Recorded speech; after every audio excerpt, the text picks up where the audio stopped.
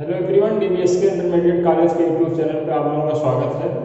आज हम इस वीडियो में पढ़ेंगे formation of complex sentence by using adverb clause. इसी के बारे में हमें सीखना है, समझना है और जानना भी है कि कैसे दो अलग अलग सिंपल सेंटेंस को मिलाकर एक कॉम्प्लेक्स सेंटेंस बनाया जाता है, वो भी एडवर्ब क्लॉज का प्रयोग करके। तो जो इसमें इंपॉर्टेंट चीज़ ये है कि हमें ये जानना है कि एडवर्ब क्लॉज होता क्या है। तो पहले हम ये जान लेते हैं कि एडवर्ब क्लॉज होता क्या है। एडवर्ब क्लॉज हम किसे कहते हैं? एडवर्ब क्लॉज, क्योंकि तभी तो हम कॉम्प्लेक्स सेंटेंस बना पाएंगे बाय यूजिंग एडवर्ब क्लॉज। क्योंकि जब हम जान जाएंगे कि एडवर्ब क्लॉज होता क्या है तो हम कॉम्प्लेक्स सेंटेंस बनाना बड़े आसानी से सीख जाएंगे। तो पहले हम लोग ये जानते हैं कि एडवर्ब क्लॉज होता क्या है। तो एडवर्ब क्लॉज एक ऐसा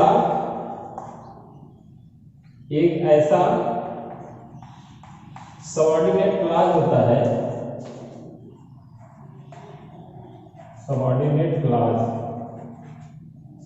होता है, एक ऐसा सबऑर्डिनेट क्लॉज होता है जो वाक्य में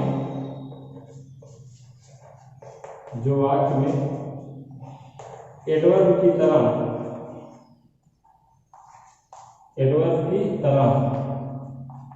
कार्य करता है या प्रिंसिपल क्लॉज में आए हुए वर्ब, एडजेक्टिव, एडवर्ब को मॉडिफाई करता है।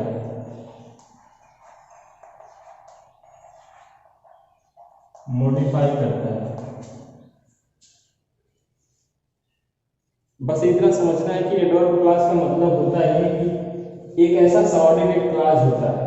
एडवर्ब क्लॉज एक ऐसा सबऑर्डिनेट क्लॉज होता है जो वाक्य में एडवर्ब की तरह कार्य करता है। अब आपको ये समझना है कि एडवर्ब का कार्य क्या है। एडवर्ब का कार्य बस इतना है कि वह नाउन, प्रोनाउन, इंटरजेक्शन को छोड़कर सबकी विशेषताओं को प्रकट करता है।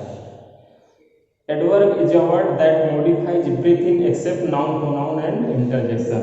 तो एडवर्ब का मतलब होता है संज्ञा, सर्वनाम, इंटरजेक्शन को छोड़कर सबकी विशेषताओं को प्रकट करना। तो एडवर्ब क्लॉज का भी यही मतलब होता है। जो एडवर्ब का मतलब होता है वो एडवर्ब क्लॉज का भी मतलब होता है। तो एडवर्ब क्लॉज एक ऐसा सबऑर्डिनेट क्लॉज होता है जो वाक्य में एडवर्ब की तरह कार्य करता है या प्रिंसिपल क्लॉज में आए हुए वर्ब, एडजेक्टिव, एडवर्ब को मॉडिफाई करता है। अब थोड़ा सा समझ लीजिए, एडवर्ब किसको मॉडिफाई करता है? वर्ब, एडजेक्टिव, एडवर्ब, इन तीनों को मॉडिफाई करता है, प्रीपोजिशन को और कंजक्शन को भी। नाउन, प्रोनाउन, इंटरजेक्शन को छोड़कर समस्त पार्ट ऑफ स्पीच को मॉडिफाई करता है। तो वही काम एडवर्ब क्लॉज भी कर रहा है। तो एडवर्ब क्लॉज एडवर्ब की तरह कार्य करता है, बस इतना ही समझना है। और यह प्रिंसिपल क्लॉज में आए हुए वर्ब, एडजेक्टिव, एडवर्ब को मॉडिफाई करता है। ठीक, हम आगे बढ़ते हैं।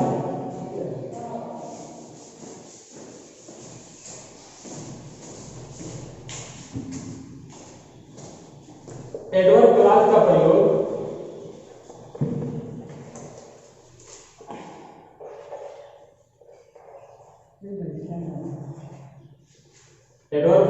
प्रयोग वाक्य में कई रूपों में किया जाता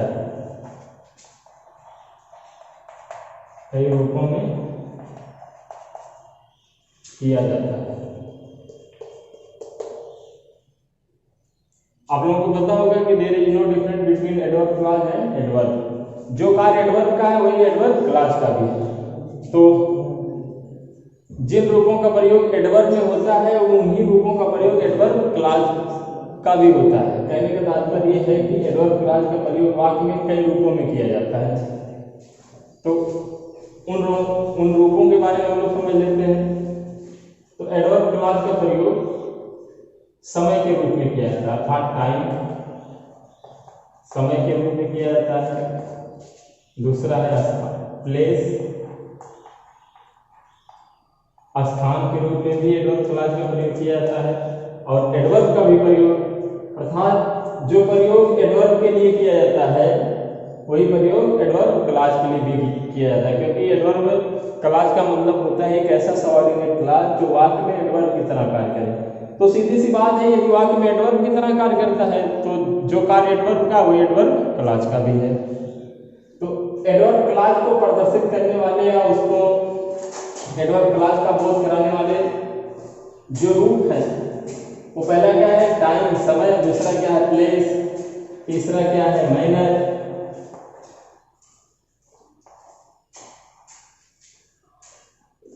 अर्थात ढंग, चौथा क्या है रीजन,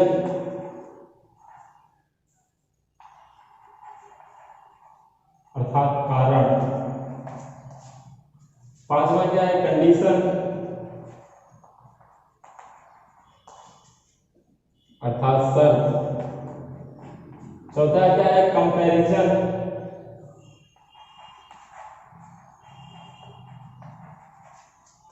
अर्थात तुलना,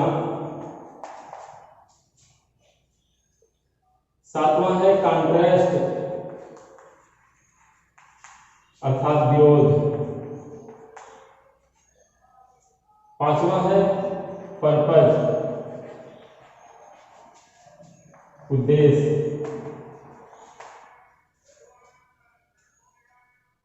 नौवां है रिजल्ट, परिणाम। इन 9 रूपों में एडवर्ब क्लॉज का प्रयोग किया जाता है और एडवर्ब का भी प्रयोग इन्हीं 9 रूपों में वाक्य में किया जाता है। एक चीज बस इतना ध्यान देना कि एडवर्ब क्लॉज एडवर्ब की तरह कार्य करता है, तो अर्थात जिस तरह से एडवर्ब कार्य करता है उसी तरह से एडवर्ब क्लॉज भी कार्य करता है। तो एडवर्ब किसको मॉडिफाई करता है, वर्ब, एडजेक्टिव, एडवर्ब, कंजक्शन और प्रीपोजिशन। तो जाहिर सी बात एडवर्ब क्लॉज का भी वही कार्य होगा। तो वाक्य में 9 रूपों में एडवर्ब को भी प्रदर्शित किया जाता है और एडवर्ब क्लॉज को भी। तो हम आगे चलते हैं कि अब एडवर्ब क्लॉज का प्रयोग कब किया जाता है कॉम्प्लेक्स सेंटेंस बनाने के लिए। इतना तो समझ गए हम लोग कि एडवर्ब क्लॉज का प्रयोग वाक्य में 9 रूपों में किया जाता है, मतलब या कई रूपों में किया जाता है। तो आप 9 रूप मान के चलिए। तो अब आता है कि एडवर्ब क्लॉज का प्रयोग कब किया जाता है कॉम्प्लेक्स सेंटेंस बनाने के लिए। जब दो अलग अलग दिए गए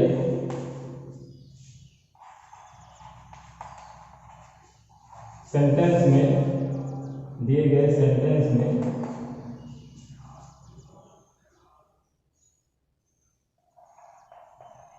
शर्त, विरोध, तुलना, समय, स्थान, तरीका, उद्देश्य, कारण आदि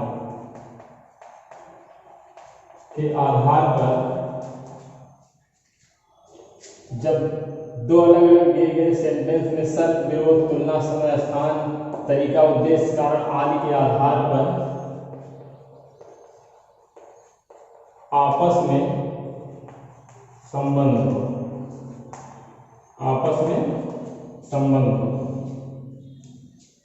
तब हम एडवर्ब क्लॉज का प्रयोग करते हैं। एडवर्ब क्लॉज का प्रयोग कब किया जाता है, जब दिए गए जब 2 अलग अलग दिए गए सेंटेंस में शर्त, विरोध, मतलब जितने भी एडवर्ब के रूप होते हैं या एडवर्ब क्लॉज के रूप होते हैं उनके आधार पर यदि आपस में संबंध है, उनके आधार पर उन दोनों सेंटेंस में आपस में कोई संबंध बन रहा है, तो हम कॉम्प्लेक्स सेंटेंस का निर्माण एडवर्ब क्लॉज का प्रयोग करके करते हैं। तो जो एडवर्ब का रूप है, तो पहला रूप क्या था, टाइम, पहला रूप क्या था, अर्थात एडवर्ब क्लॉज ऑफ टाइम या एडवर्ब ऑफ टाइम। पहला क्या था, adverb clause of time. Adverb clause का प्रयोग कई रूपों में किया जाता है। उन रूपों में जो पहला रूप था वो क्या था, समय। समय का बोध कराने वाले जो एडवर्ब क्लॉज है उनमें है व्हेन,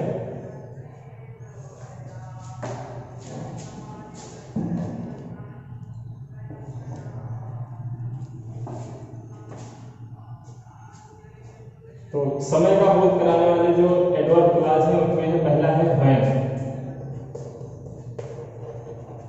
व्हेन का मतलब होता है जब, ये समय का बोध कराता है। व्हेनेवर, जहां, व्हेनेवर का मतलब होता है जब कभी। उसके बाद है आफ्टर, के बाद, बिफोर, के पहले, टिल, जब, टिल का मतलब होता है तक। ये सब समय का बोध कराने वाले शब्द हैं। एडवर्ब क्लॉज ऑफ टाइम को प्रदर्शित करने वाले या एडवर्ब क्लॉज ऑफ टाइम का बोध कराने वाले जो शब्द हैं व्हेन, व्हेनेवर अर्थात जब, जब कभी, आफ्टर के बाद, बिफोर के पहले, टिल तक, अनटिल जब तक, सिंस जब तक। सिंस का मतलब प्रोग्राम होता है जब और तब। इसके बाद है as soon as, इसका मतलब होता है ज्यों ही। इसके बाद है नो सूनर डेड, अर्थात डिड का मतलब यहाँ plus helping verb, helping verb. यहाँ dot dot then, dot dot मतलब यहाँ पर जो सेंटेंस रहेगा उसको लिखा जाएगा। No sooner helping verb, helping verb के स्थान पर प्रायर डिड ही आता है। उसके बाद देन, देन के बाद जो भी सेंटेंस लिखा जाएगा। इन सभी शब्दों का प्रयोग हम एडवर्ब क्लॉज ऑफ टाइम में करते हैं। ये सारे शब्द जो हैं समय का बोध कराते हैं। जैसे व्हेन का मतलब जब, के समय का बोध कराता है। एज सून एज का मतलब ज्यों ही, अनटिल का मतलब होता है जब तक, टिल का मतलब, ये सारे शब्द समय का बोध कराते हैं। तो एडवर्ब क्लॉज ऑफ टाइम या एडवर्ब ऑफ टाइम दोनों में फर्क है। हम एडवर्ब ऑफ टाइम में तो बहुत से शब्द पढ़े थे, लेकिन एडवर्ब ऑफ क्लॉज पढ़ रहे हैं ना, तो इतने शब्द आपके मस्तिष्क होने चाहिए, आप कॉम्प्लेक्स सेंटेंस बना सकते हो। इससे अलग कुछ भी नहीं आएगा। तो उम्मीद है कि जितने भी शब्द हैं आपको बस समझ लीजिए, स्वतः याद हो जाएगा। जैसे आप व्हेन बोलोगे तो आपको समझ जाना चाहिए कि किस एडवर्ब के रूप में जा रहा है। समय को बता रहा है, स्थान को बता रहा है, रीजन कारण बता रहा है, सर जो भी शब्द से पता चल जाए। जैसे व्हेन आपके दिमाग में आता है, व्हेन का मतलब जब, जब का मतलब ये समय का प्रतीक है, समय को प्रदर्शित करता है। तो आइए हम एग्जाम्पल पे चलते हैं, अभी और अच्छे से आपको समझ में आ जाएगा। जैसे वाक्य है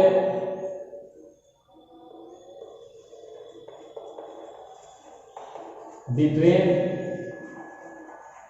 हैज लेफ्ट। दूसरा वाक्य है द रीच्ड स्टेशन। ये दूसरा वाक्य है और ये पहला। इन दोनों वाक्य को मिलाकर, दोनों सिंपल है, सिंपल सेंटेंस में दोनों को मिलाकर एक कॉम्प्लेक्स बनाना है। हमने बताया कि एडवर्ब क्लॉज का प्रयोग तब किया जाता है जब दो अलग अलग दिए गए सेंटेंस में शब्द, समय, स्थान मतलब जितने भी एडवर्ब के रूप हैं उनके आधार पर कोई संबंध आपस में बन रहा है तो एडवर्ब क्लॉज का यूज होगा, नहीं बन रहा तो नहीं होगा। देखिए द ट्रेन हैड लेफ्ट, गाड़ी जा चुकी थी या गाड़ी निकल चुकी थी या गाड़ी प्रस्थान कर चुकी थी। द रीच्ड स्टेशन, हम स्टेशन पहुंचे, तो हम कह सकते हैं ना कि हमारे स्टेशन पहुंचने से पहले समय का बोध हो रहा है ना, समय का बोध हो रहा है। बस इतना ध्यान देना है कि इन दोनों सेंटेंस में एडवर्ब क्लॉज के रूपों में से किसी भी रूप का कोई संबंध यदि आपस में बन रहा है तो एडवर्ब क्लॉज का यूज होगा।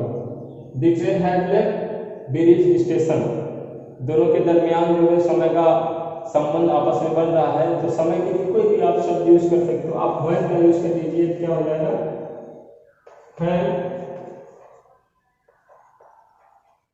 We reached, when we reached the station, comma, the train had left, बन गया हमारा कॉम्प्लेक्स सेंटेंस। जब हम स्टेशन पहुंचे, द ट्रेन हैड लेफ्ट, गाड़ी जा चुकी थी। अच्छा, एक चीज और ध्यान देना कि कॉम्प्लेक्स सेंटेंस होने के लिए चाहिए क्या, एक प्रिंसिपल क्लॉज और एक सबऑर्डिनेट क्लॉज। तो when we reach the station, ये जो है ये सबऑर्डिनेट क्लॉज है, ठीक, और द ट्रेन हैड लेफ्ट एक प्रिंसिपल क्लॉज है, ठीक। बात समझ में आ गई, क्योंकि ये सबऑर्डिनेट क्लॉज ऑफ एडवर्ब है, क्योंकि व्हेन एडवर्ब है ना, व्हेन एडवर्ब है, समय का प्रतीक है, समय को प्रदर्शित करता है, समय का बोध कराता है। तो when we reach the station, जब हम स्टेशन पहुंचे, ये पूरा सेंटेंस जो है सबऑर्डिनेट क्लॉज ऑफ एडवर्ब है, होता ना। When we reach the station, अभी हिंदी अर्थ निकालो, जब हम स्टेशन पहुंचे, तो सामने वाले के मन में होगा ना, हुआ क्या, तो जो हुआ है, जो घटित हुआ है, द ट्रेन हैड लेफ्ट, गाड़ी जा चुकी थी। तो ये पूरा सेंटेंस उसको मॉडिफाई करता है, उस वाले सेंटेंस को, ठीक। इसको हम एक तरह से और भी कर सकते हैं, आप बिफोर का भी यूज कर सकते हो जाएगा, द ट्रेन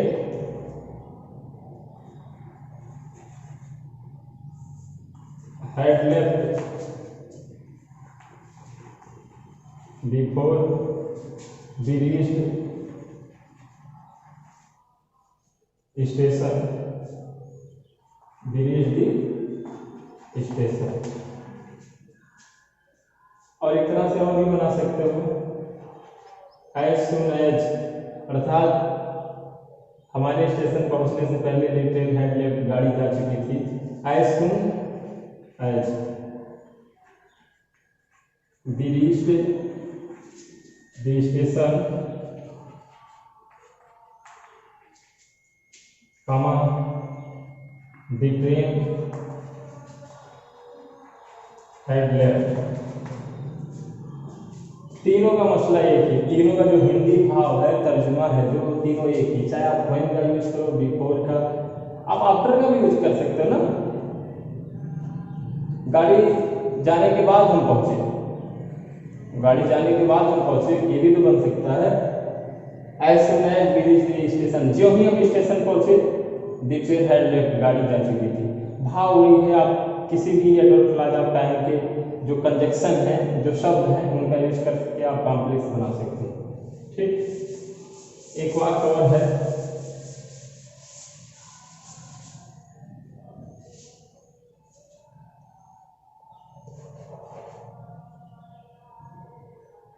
द thief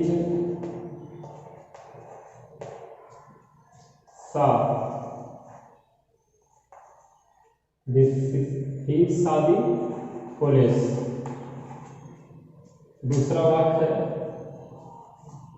ये दूसरा वाक्य है, दे ran away at once, at once है ये, at once। अब इसको हमें कॉम्प्लेक्स बनाना है,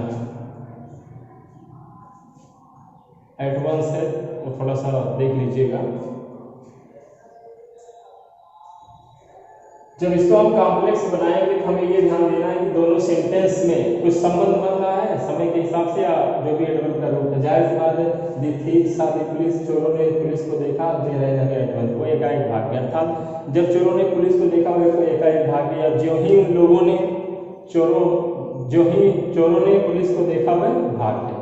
तो आप किसी भी तरह से कर सकते हो, आप फाइंड का भी यूज कर सकते हो, एज सून एज का भी। तो हम एज सून एज का ही यूज करते हैं, as soon as the thief saw the police, comma, they ran away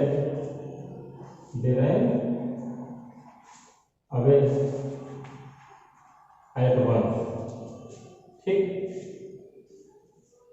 आप फाइंड का भी यूज कर सकते हो जाएगा find.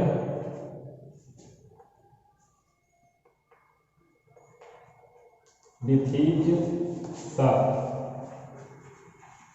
the police, comma, they ran away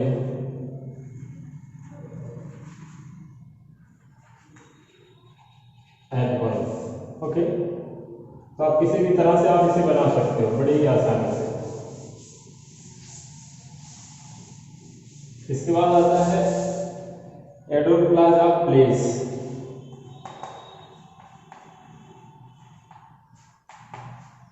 तो एडोर ऑफ प्लेस को प्रदर्शित करने वाले या प्लेस का बोध कराने वाले दो ही शब्द हैं यहाँ पर जिन्हें हमें पढ़ना है। पहला है वेयर।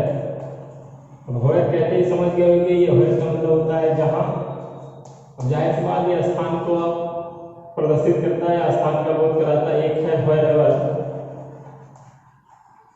इसका मतलब होता है जहाँ कहीं। बस ये दो शब्द हैं।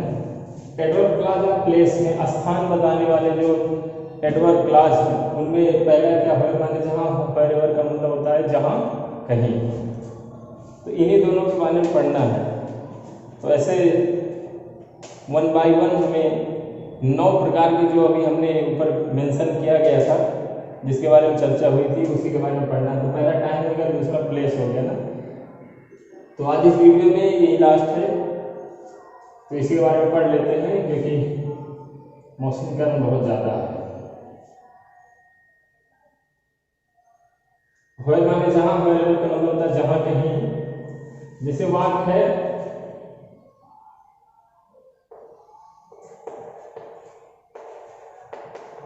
he lives at a place। अच्छे से लिख देते हैं। दूसरा वाक्य है nobody lives there या live there, कुछ भी आप प्रोनाउंस कर सकते हो। he lives at a place, he lives at a place, nobody lives there। वह एक स्थान पर रहता है, nobody lives there, वहाँ कोई नहीं रहता। तो हम कह सकते हैं ना कि जहाँ वह रहता है, जहाँ वह रहता है वहाँ कोई नहीं रहता। बहुत ही आसान है कॉम्प्लेक्स सेंटेंस। इन दोनों के बीच में स्थान का संबंध स्थापित हो रहा है ना, इन दोनों सेंटेंस के बीच में स्थान का संबंध स्थापित हो रहा है आपस में। तो जब इसको हम कंबाइन करेंगे, कॉम्प्लेक्स बनाएंगे, ये हो जाएगा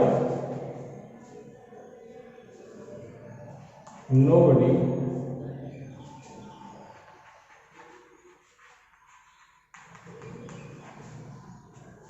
lives there where nobody lives there, वहाँ कोई नहीं रहता। where जहाँ he lives, जहाँ वह रहता है, वो बन गया हमारा complex sentence. nobody lives there एक principal clause, where he lives जहाँ वह रहता है सबऑर्डिनेट क्लॉज ऑफ एडवर्ब। दूसरा सेंटेंस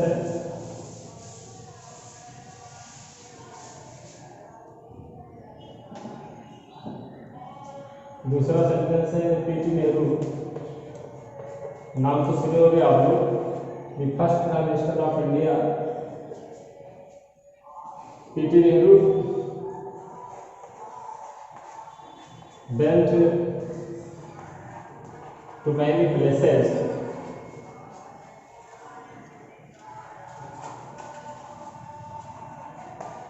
दूसरा वाक्य है he was welcomed everywhere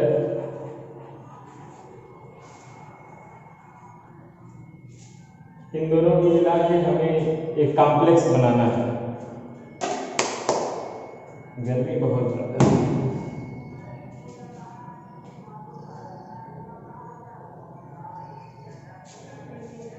माफ कीजिएगा। देखिए PT went to many places he was welcome everywhere. Pandit Jawaharlal Nehru अनेकों स्थान पर गए। ही वाज वेलकम एवरीवेयर, और प्रत्येक स्थान पर उनका स्वागत किया गया। तो हम कह सकते हैं ना कि पंडित जवाहरलाल नेहरू का अर्थात जहाँ जहाँ वे गए वहाँ पर, अर्थात हम ये कह सकते हैं कि जहाँ कहीं भी पंडित नेहरू गए वहाँ पर उनका स्वागत हुआ। जब इसको हम कंबाइन करेंगे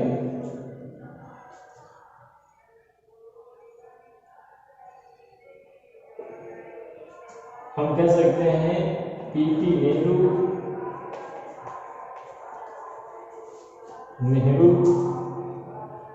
वाज वेलकम wherever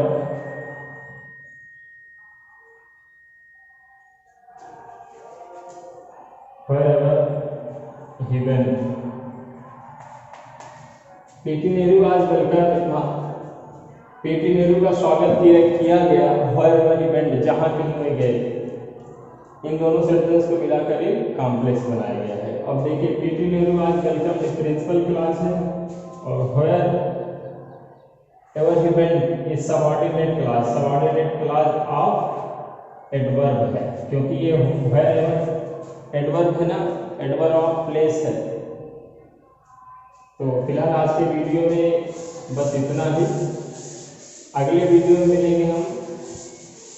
जो रूप बच गए हैं तो हो गया है, 7 रूप और बचे हुए हैं, तो अगले वीडियो में उन 7 रूपों को कवर किया जाएगा। फिलहाल यदि आपको वीडियो अच्छा लगा हुआ तो कमेंट करिएगा, शेयर करिएगा, लाइक करिएगा। जहाँ तक कमेंट का मसला है, यदि आपको कोई बात समझ में नहीं आती है, मान लीजिए जो कंटेंट इसमें दिया गया, जो सारी चीज़ें इसमें पढ़ाई गई, वहाँ पर कोई कन्फ्यूजन है तो आप कमेंट बॉक्स में निसंकोच लिखा करो, ताकि आपकी समस्या का समाधान त्वरित रूप से किया जा सके। ठीक, स्टूडेंट और टीचर के बीच में कन्वर्सेशन का गैप नहीं होना चाहिए। जब तक आप लोग अपनी कमजोरियों को नहीं बताओगे तो फिर समस्या का समाधान कैसे होगा, या मुझ में क्या कमी है वो आप लोग बताइए। इसमें कंटेंट में वो सारी समस्याओं का समाधान किया जाएगा। तो जैसा भी हो, यदि आपको वीडियो अच्छी लगे, आपको ये लगे कि आपके काम की चीज़ है, तो हमारे चैनल को सब्सक्राइब करिए, शेयर करिए, वीडियो को लाइक करिए। ठीक, बेल आइकन को भी प्रेस कर लीजिए ताकि आपको नोटिफिकेशन वगैरह मिलता रहे। तो फिलहाल आज के वीडियो में इतना ही। जय हिंद, जय भारत।